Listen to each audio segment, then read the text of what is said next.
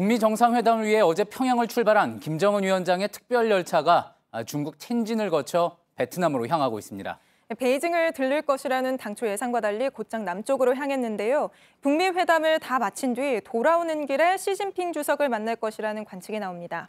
먼저 열차의 도착지로 지목된 곳이죠. 베트남 동당역에 나가 있는 서복현 기자를 연결해 보겠습니다. 자, 서복현 기자, 우선 지금 김정은 위원장 열차 어디쯤 지나고 있을까요?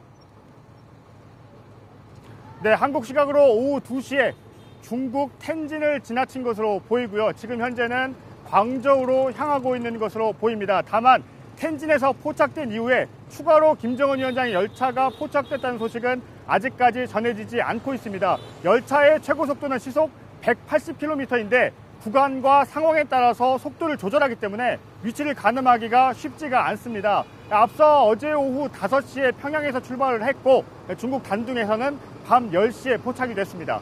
예.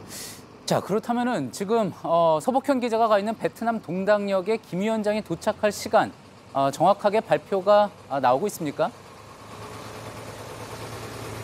네, 아직까지 김 위원장이 이곳 베트남 땅을 언제 발기될지는 공개가 되지 않고 있습니다. 다만 베트남 동당역에서 하노이까지 가는 도로가 내일 저녁부터는 부분 통제, 26일 오전 6시부터 오후 2시까지는 전면 통제가 이루어집니다. 이 때문에 26일 오전 6시에서 오후 2시 사이에 도착하는 것 아니냐, 이런 관측이 나오고 있습니다. 그렇군요.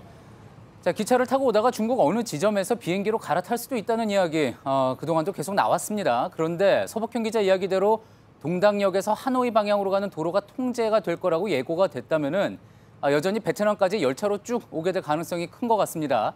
지금 동당역 분위기를 봐도 그렇습니까? 네, 그렇습니다. 제 뒤로 보시면요, 역사 밖에서는 안을 볼 수 없도록 가림판이 설치가 돼 있습니다. 그리고 이곳 주변은 베트남 공안이 지키고 있습니다. 저희가 오늘 철로 안의 모습도 포착을 했는데요. 탐색견을 이용해서 철로를 수색하는 모습을 볼 수가 있었습니다.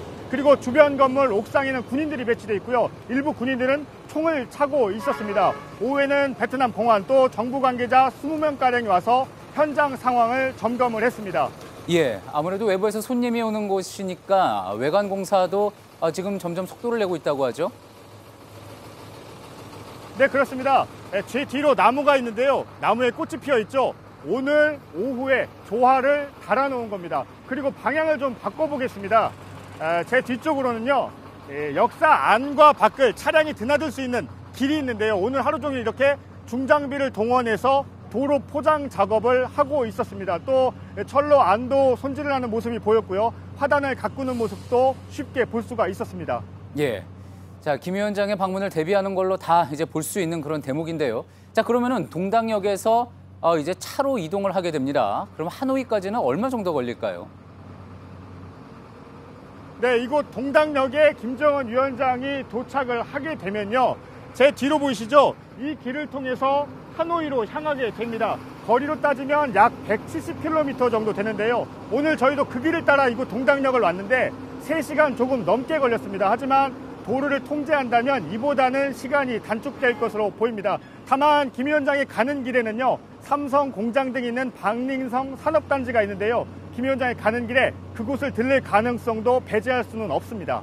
예, 베트남 동당역에서 서복현 기자였습니다.